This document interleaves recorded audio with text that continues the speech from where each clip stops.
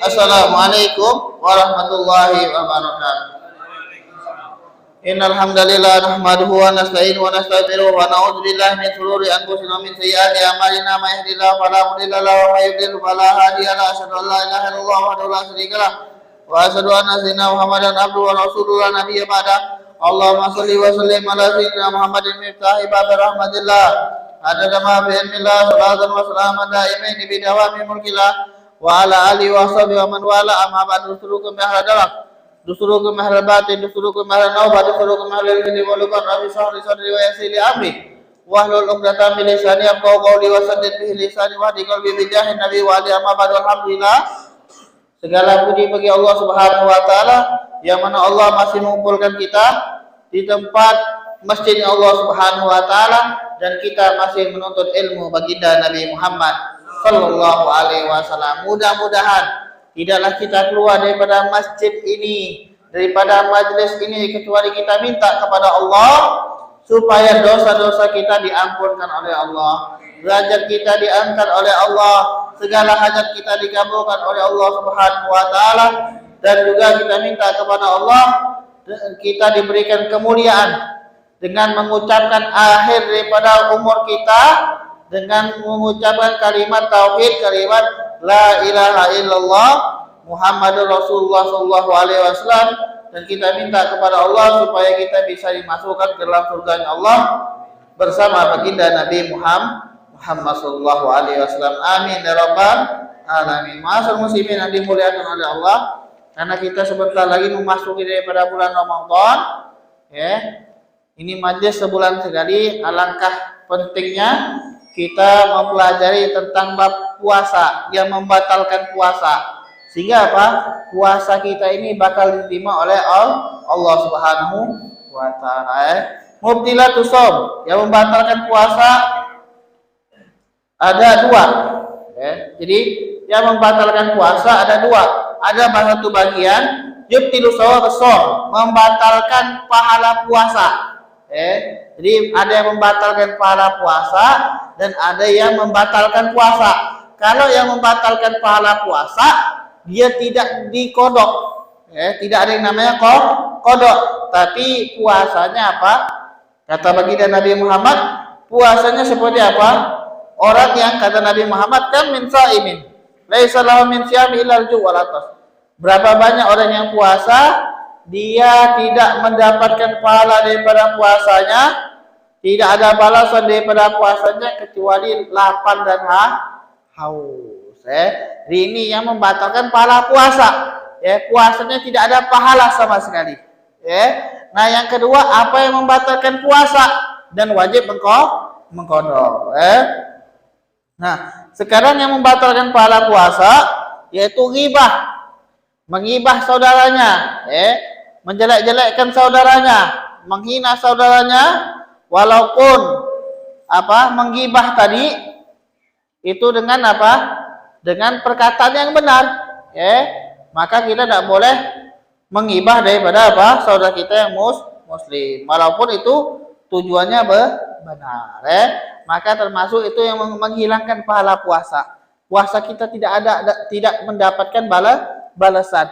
Puasa kita tidak mendapatkan ampunan di sisi Allah Subhanahu wa taala. Yang kedua, namimah, mengadu domba, nakul kalam biqasdi iqa'il fitnah, memindah ucapan dengan tujuan supaya terjadinya fitnah.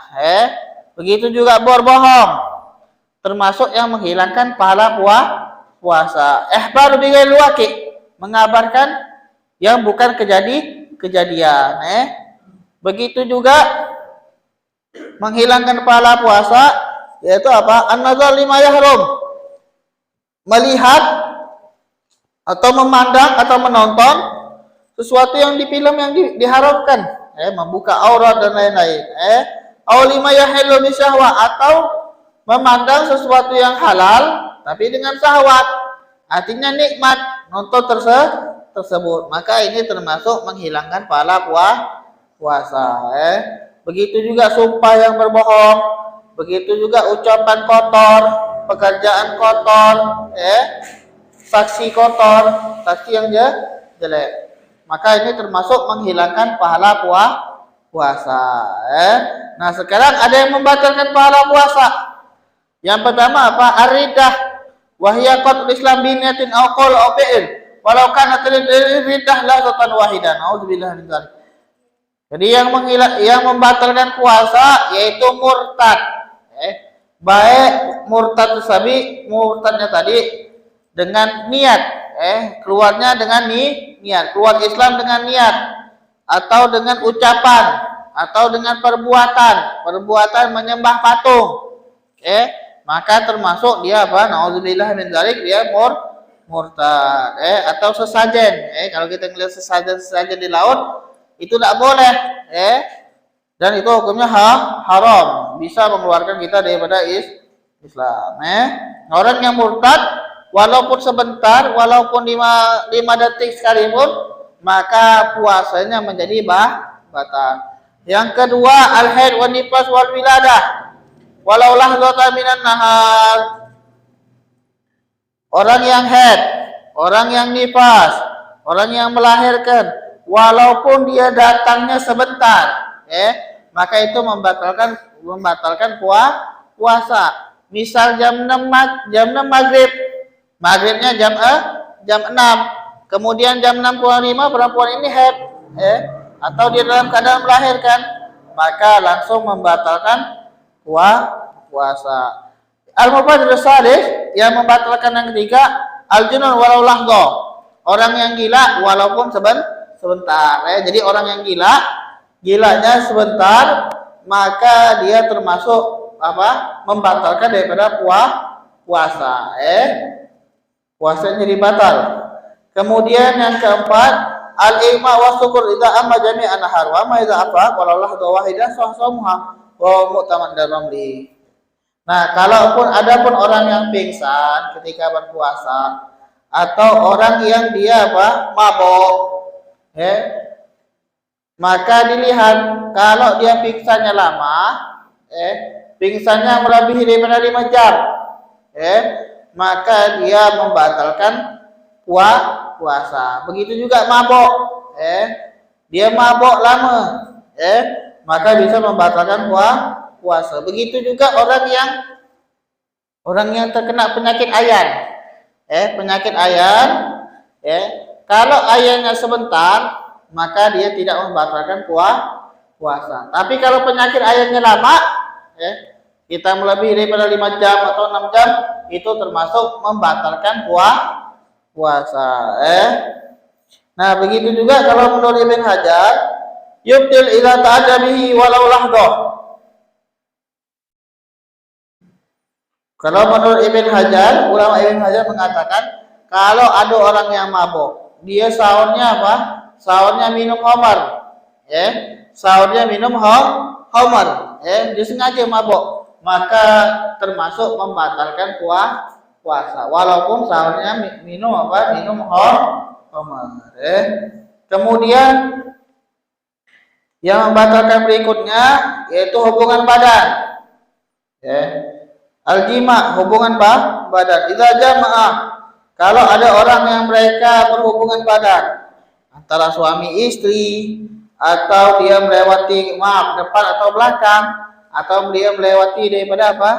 Daripada binatang sekalipun, dia bukan manusia saja.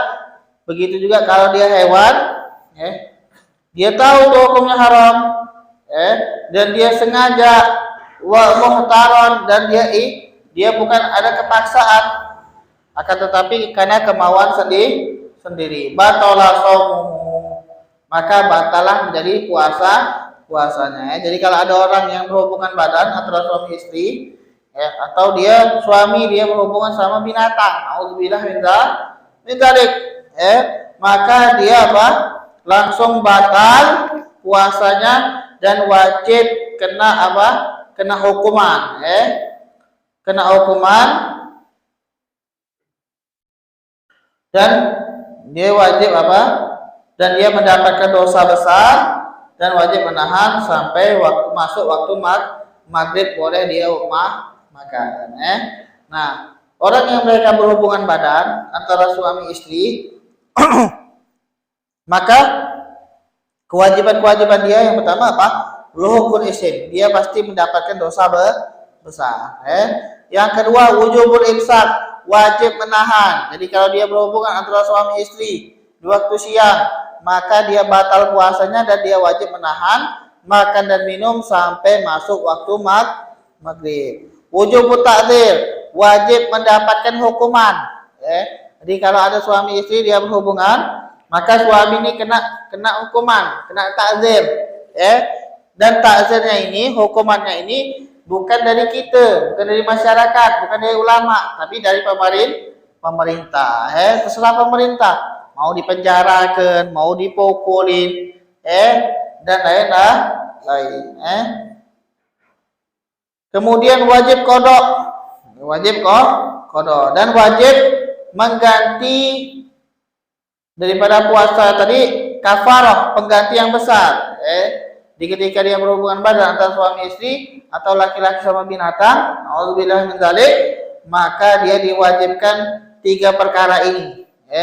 Yang pertama, idqu raqabah mukminah, dia harus memerdekakan perempuan yang mukminah, perempuan yang mukmin. Kalau sekarang tidak ada yang namanya apa? Budak. Budak itu enggak ada lagi. Maka diwajibkan untuk dia puasa 2 bulan berturut-turut.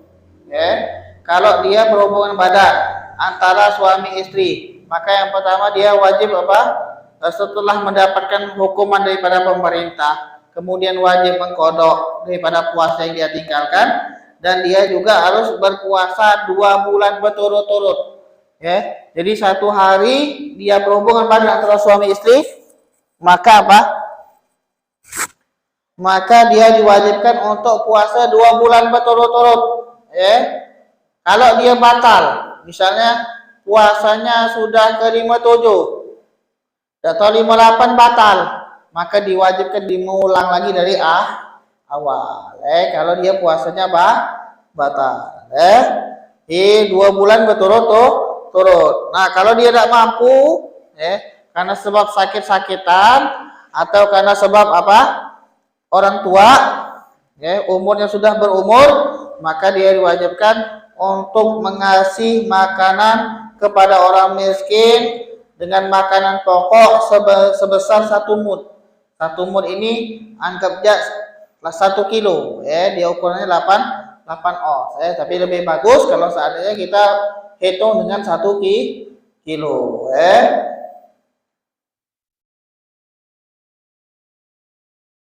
Wa tajibu hadzal kafarah ala rajul ala mar'ah. Dan diwajibkan membayar daripada kafarah ini, yaitu membayar 2 bulan berturut-turut. Ini diwajibkan bagi laki-laki, bukan perempuan. Jadi kalau laki-laki yang dia berhubungan antara suami istri, maka laki-laki tadi dia kena hukuman 2 bulan wajib mengkodok, berturut-turut, wajib membayar 2 bulan puasa berturut-turut. Ketika dia berhubungan antara suami istri. Ini buat laki-laki. Ada perempuan dia tidak kena. Jadi perempuan dia tidak diwajibkan berpuasa 2 bulan berturut-turut. Tapi ada pendapat mengatakan kalau perempuan yang dia mengajak duluan, maka dia diwajibkan puasa 2 bulan berturut-turut. Kemudian yang membatalkan wa tajibu hadzal kafarah wa takarruru kafarah bi takarruril ayyam. Dan diwajibkan membayar kafarah dengan berulang-ulang hari. Misal 1 hari dia batal karena hubungan suami istri, maka diwajibkan laki-laki tadi 2 bulan berturut-turut puasa. Kalau 10 hari, berarti kali lah. Kalau 10 hari, berarti 2 bulan kali 10. Berarti 20 bulan. Kalau selama 1 bulan, 30 hari, dia hubungan badan atau suami istri, berarti apa? 60 bulan. Diwajib bagi dia puasa 60 bulan berturut-turut. Kalau dia batal 1 hari, maka dia ngulang lagi dari awal. Kalau dia sakit apa-apa, dia wajib mengulang lagi dari awal. Makanya hati-hati kalau dia berpuasa, jangan sampai berhubungan antara suami istri. Kemudian yang membatalkan puasa begitu juga sampainya bentuk makanan atau bentuk minuman, makanan atau minuman dari tempat yang terbuka sampai ke lambung. Jadi ini sampainya makanan tersebut atau minuman dari tempat yang terbuka. Mulut termasuk tempat yang terbuka. Hidung termasuk tempat yang terbuka. Begitu juga lubang pantat. Nah kalau kita begitu juga telinga. Telinga termasuk tempat yang terbuka. Sampai ke lambung. Kalau kita tidak sengaja kita mandi, misal kita mandi, kemudian kemasukan air dari hidung, maka puasa kita menjadi batal. Begitu juga mandi dan kemasukan daripada mulut, daripada telinga, bisa membatalkan. Begitu juga kalau kita dari telinga kemasukan air, itu termasuk membatalkan puasa. Makanya ketika ini menurut Imam Ghazali. Jadi Imam Ghazali mengatakan bahwasanya kalau air kemasukan ketika mandi, kemasukan air ketika mandi, maka itu bisa membatalkan daripada puasa. Begitu juga korek kuping. Kalau kita korek kuping, diusahakan jangan sampai di waktu siang hari. Kenapa? Karena ada pendapat mengatakan orang yang mengorek kuping termasuk membatalkan puasa. Tapi ada yang mengatakan enggak. Tapi kan tidak, kita menjaga. Jangan sampai kita mengorek kuping di waktu Ramadan, karena bisa membatalkan daripada puasa. Begitu juga hukum daripada sontek. Nah, hukum sontek ini ulama ada 3 pendapat. Innaha tubtilu mutlaqan li'anna wasla ilal jawab. Ada yang mengatakan bahwasanya sontek termasuk yang membatalkan karena sampainya bentuk cairan atau bentuk makanan tadi sampai ke lambung. Ada yang mengatakan tidak batal. Karena apa? Karena yang dia masukkan bukan daripada tempat yang terbuka, yaitu dari tempat yang tertutup, kayak kita sontek dan lain-lain. Nah, ada yang mengatakan dilihat. Dan ini pendapat yang paling benar. Jadi hukum sontek, pendapat yang paling benar, kalau dia sonteknya untuk makanan, maka langsung membatalkan puasa. Kayak infus.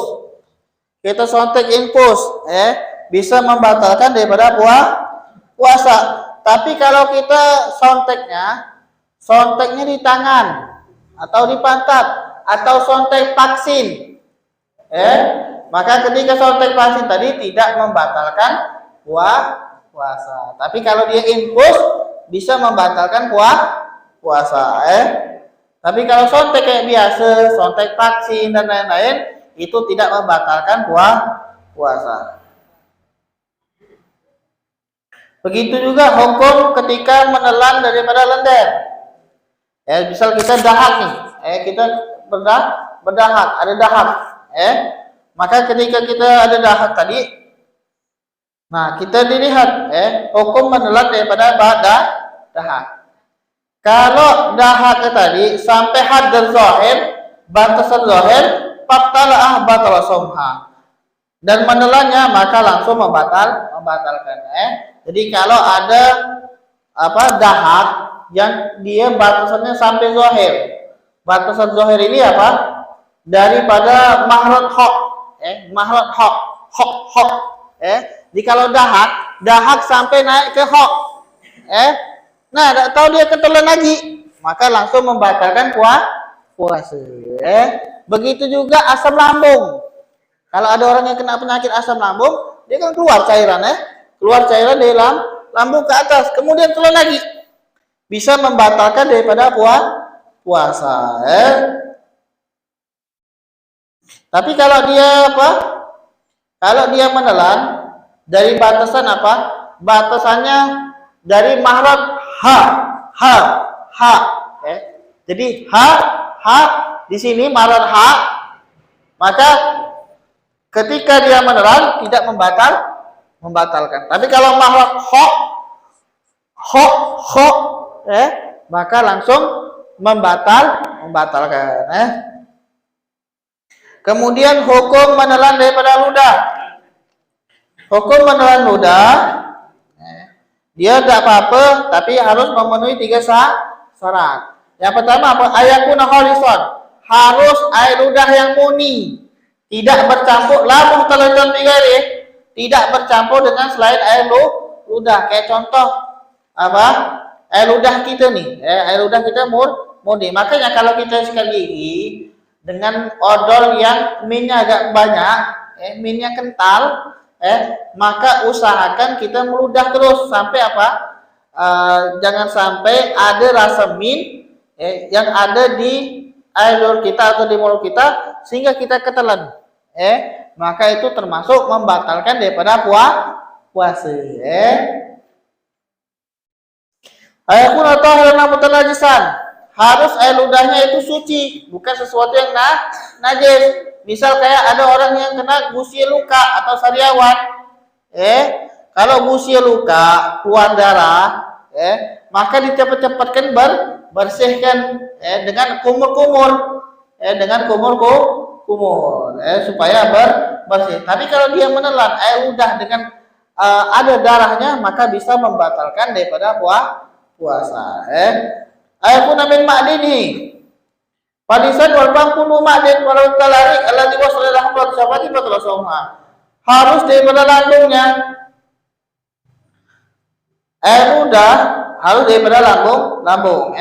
Kalau dia keluar daripada lambung, kayak contoh Kayak contoh ada orang yang tertidur, dalam dengar ceramah, dengan majelis, dia ketiduran asik.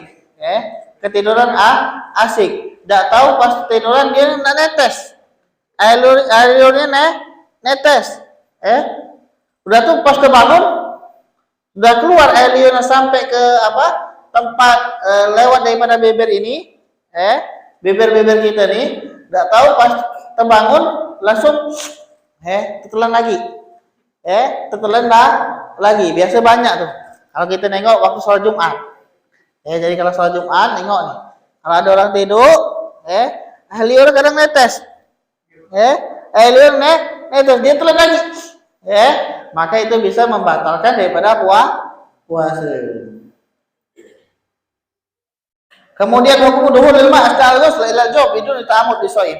Hukum kemasukan air ketika mandi, masuknya air sampai ke lambung dengan tanpa sengaja bagi puasa. Bagaimana hukumnya? Jadi kalau ada orang yang mandi, kemudian kemasukan air sampai ke lambung dan dia tidak sengaja, bagaimana hukumnya puasanya? Dilihat. Kalau dia mandinya ini mandi wajib atau mandi sunnah? Mandi wajib mengangkat adas besar, mandi sunnah ketika sholat Jumat, atau berjamaah, atau menghadiri tempat-tempat yang baik, maka mandinya ini mandinya sunnah,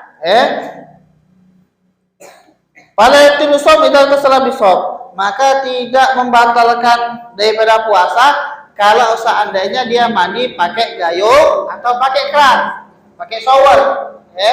Kalau dia mandi pakai shower, pakai keran, pakai shower atau pakai gayung, dia tidak sengaja mandi tadi, kemasukan air, baik dia melalui mulut atau dari hidung atau dari telinga, maka tidak membatalkan puasa. Karena mandinya ini mandi yang wajib atau mandi yang sunnah, maka tidak membatalkan puasa dengan syarat mandinya pakai gayung, atau dia pakai keran.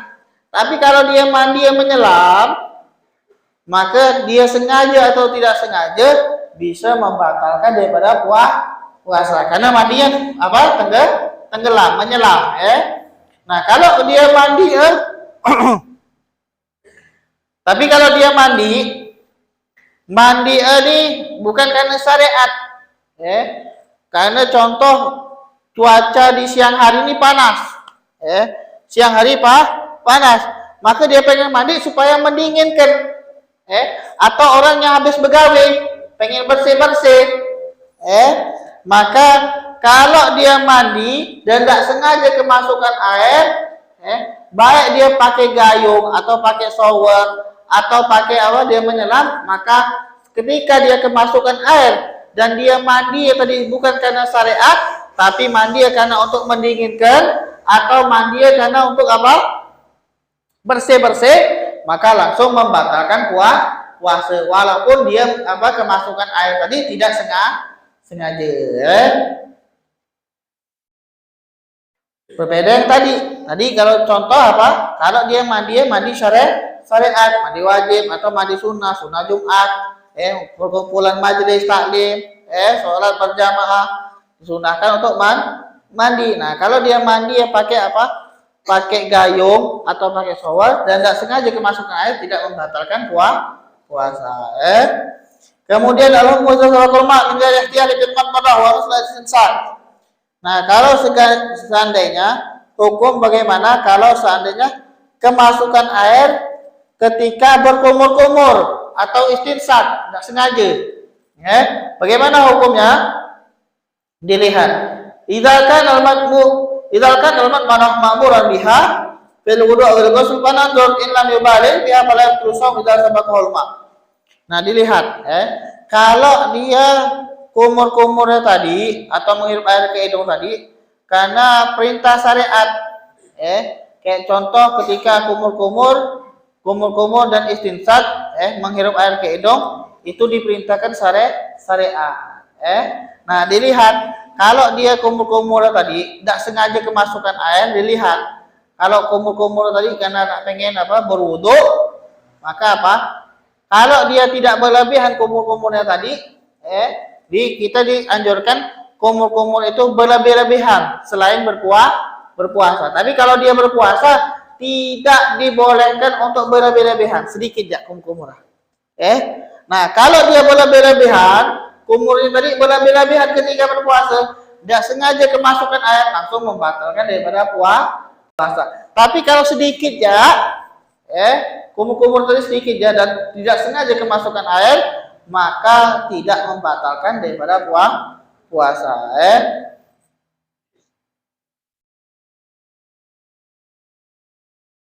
In balagha biha fa yubtu sabab kemarian mubalagha makruh habis itu. Karena yang namanya mubalaghah itu berlebih-lebihan ketika berkumur dalam keadaan berpuasa itu termasuk makruh. Nah, yang kedua, kalau seandainya kumur-kumur itu bukan karena syariat.